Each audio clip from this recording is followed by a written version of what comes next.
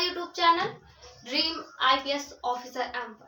ठीक है, तो आज की इस वीडियो में हम लोग बात करने वाले हैं ऋग्वेद क्या है। ठीक है, ऋग्वेद जो है, जैसे कि वेद जो थे वो कितने वेद थे? 4 वेद थे, ऋग्वेद, यजुर्वेद, सामवेद, अथर्ववेद। तो हम लोग सबसे पहले बात करेंगे पहली पॉइंट ऋग्वेद की, कि ऋग्वेद क्या है। ठीक है, ऋग्वेद आज हम लोग पढ़ेंगे, फिर इसके बाद यजुर्वेद, सामवेद, अथर्ववेद पढ़ेंगे। ऋग्वेद जो है वो ऋग्वैदिक काल से जुड़ा हुआ है, यानी ऋग्वैदिक काल में ऋग्वेद की रचना की गई। तो जो वैदिक काल था, वैदिक काल इसे समझिए कि जो वैदिक काल था, वैदिक काल जो था, वैदिक काल को 2 भागों में बांटा गया। एक ऋग्वैदिक काल और दूसरा जो था वो उत्तर वैदिक काल।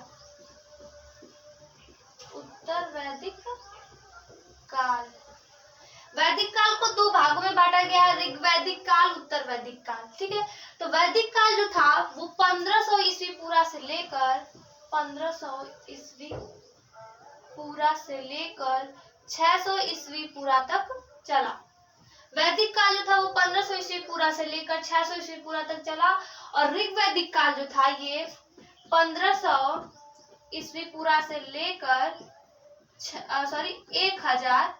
1000 ईस्वी पूरा तक ऋग्वैदिक काल चला, और फिर इसके बाद 1000 से लेकर 600 ईस्वी पूरा तक उत्तर वैदिक काल चला। ठीक है, तो वैदिक काल को 2 भागों में बांटा गया, ऋग्वैदिक काल, उत्तर वैदिक काल। तो ऋग्वैदिक काल जो था वो 1500 ईस्वी पूरा से लेकर 1000 ईस्वी पूरा तक चला, यानी इसमें ऋग्वैदिक काल में ऋग्वेद की रचना हुई। ठीक है, और उत्तर वैदिक जो काल था, उत्तर वैदिक काल जो है 1000 ईस्वी पूरा से लेकर 600 ईस्वी पूरा तक चला, और इसके अंतर्गत यजुर्वेद, सामवेद, अथर्ववेद 3 वेदों की रचना हुई। यजुर्वेद, सामवेद, अथर्ववेद, इन तीनों की रचना की गई। किसमें? उत्तर वैदिक काल में, और ऋग्वैदिक काल में ऋग्वेद की रचना की गई। ठीक है, तो ऋग्वेद जो था, ऋग्वेद में 10 मंडल थे। ऋग्वेद में 10 मंडल मतलब कि अध्याय। कोई भी बुक है उसमें पहला लेसन, दूसरा लेसन जैसे होता है, इसमें 10 लेसन थे, यानी 10 मंडल थे, और 1028 सूक्त को श्लोक कहा गया। ठीक है, पहले के लोग जो श्लोक को सूक्त कहते थे, तो ऋग्वेद के अंतर्गत 1028 श्लोक की रचना हुई, और 10,462 ऋचाएं मतलब कि रचना की गई।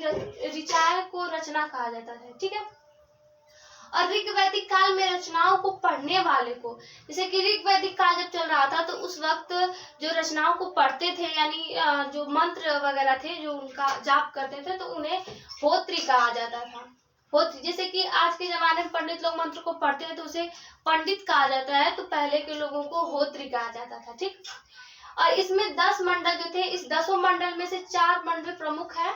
तीसरा मंडल जो है वो सूर्य देवता सावित्री को समर्पित गायत्री मंत्र का वर्णन किया गया है तीसरे मंडल में, और 9वें मंडल में देवता सोम का उल्लेख किया गया। जो सोम देवता थे वो वनस्पति के देवता हैं। ठीक है, तो 9वें मंडल में सोम देवता का उल्लेख किया गया, और 8वें मंडल में हस्तलिखित रचनाओं को खिल कहा गया। ठीक है, 8वें मंडल में हस्तलिखित रचनाओं को खिल कहा गया, और 10वां मंडल जो था, 10वें मंडल में पुरुषोक्त का वर्णन किया गया। पुरुषोक्त मतलब कि किस व्यक्ति को किस कैटेगरी में रखा जाएगा। तो जैसे कि पुरुषोक्त का वर्णन किया, जैसे कि ब्राह्मण हुए, क्षत्रिय हुए, वैश्य हुए, शूद्र हुए, तो ये सब था। तो जो ब्रह्मा थे, ब्रह्मा के मुख से जो उत्पन्न हुए थे उन्हें ब्राह्मण कहा गया।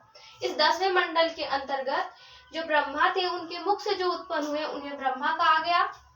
जो भुजा से उत्पन्न हुए उन्हें क्षत्रिय कहा गया, और जो जांघ से उत्पन्न हुए उन्हें वैश्य, और जो चरण से उत्पन्न यानी पांव से जो उत्पन्न हुए थे उन्हें शूद्र कहा गया।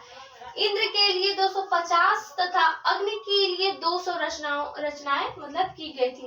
ऋग्वेद के अंतर्गत जो इंद्र देवता थे उनके लिए 250 यानी 250 रचनाएं की गई, और जो अग्नि देवता थे उनके लिए 200 रचनाएं की गई। ठीक है, तो जो ब्रह्मा जी थे, जब ब्रह्मा जी के मुख से जो ब्राह्मण निकले, मतलब भुजा से क्षत्रिय निकले, जांघ से वैश्य निकले, चरण से शूद्र निकले, तो जो ब्राह्मण थे उन्हें उनके कर्मों के आधार पर उनको मतलब बांटा जाता था कि ये इन्होंने ऐसा कर्म किया है तो इन्हें ब्राह्मण कैटेगरी में रख दे रहे हैं, ठीक है। जैसे कि कोई डॉक्टर वगैरह हो गया तो वो दूसरों की जान बचाने का कार्य करता है तो उसको ब्राह्मण में रखा गया। क्षत्रिय यानी आर्मी में हो गया, देश की रक्षा कर रहा था, तो किसमें हो गया, अच्छा क्षत्रिय में हो गया। तो जैसे कि पहले के लोग कर्मों के आधार पर उनका बंटवारा करते थे कि इन्होंने ऐसा कार्य किया है इसलिए क्या है क्षत्रिय है, इन्होंने डॉक्टर का काम किया तो ब्राह्मण है, और शूद्र है वैश्य है, मतलब इस प्रकार उनके कर्मों के आधार पर उन्हें बांटा जाता था। पर अब ऐसा नहीं है, अब ऐसा है कि जो वंश चलता चला आ रहा है, जैसे कि पंडित है तो पंडित का बेटा जो है वो भी पंडित ही होगा, फिर उसका बेटा भी पंडित ही होगा, यानी पंडित ही पंडित उनका वंश चलता चला जा रहा है अब के जमाने में। लेकिन पहले लोग थे कि जो ब्राह्मण योग्य कार्य करता था उन्हें ब्राह्मण की कैटेगरी में, जो क्षत्रिय योग्य कार्य करता था क्षत्रिय के, जो शूद्र और वैसे जैसा कार्य करता था उन्हें उस कैटेगरी में रखा जाता था, ठीक है। तो ये समझ में आया आपको। चार कितने वेद कितने हैं, चार है, ऋग्वेद, यजुर्वेद, सामवेद, ये इनका अथर्ववेद, ये इनका क्रम है, ठीक है। वेद चार होते हैं। और आज हम लोगों ने बात की ऋग्वेद के बारे में। जो ऋग्वेद था वो ऋग्वैदिक काल में मतलब इसका वर्णन हुआ यानी इसकी रचना हुई। और ऋग्वैदिक काल जो था वो 1500 ईस्वी पूरा से लेकर 1000 ईस्वी पूरा तक चला था, ठीक है। नेक्स्ट वीडियो में हम बात करने वाले हैं इसके बारे में, यजुर्वेद, सामवेद, अथर्ववेद यानी उत्तर वैदिक काल। उत्तर वैदिक काल जो था वो 1000 ईस्वी पूरा से लेकर 600 ईस्वी पूरा तक चला था, ठीक है। ईस्वी पूरा और ईस्वी इन दोनों में मतलब क्या अंतर है, इस टॉपिक पर भी हम बात करेंगे कि ईस्वी पूरा मतलब कि देखिए ये 1500 है, यहाँ पे ये 1500 है तो 1500 से 1000 ईस्वी तक ईस्वी पूरा तक चला। तो 1000 यानी ये घट रहा है, जैसे कि 1500 से है तो 14, 13, 12, 11, 10 मतलब ऐसे आ गया। तो इस टॉपिक पे भी हम अगली वीडियो में बात करेंगे कि ईस्वी पूरा और ईस्वी में क्या अंतर है।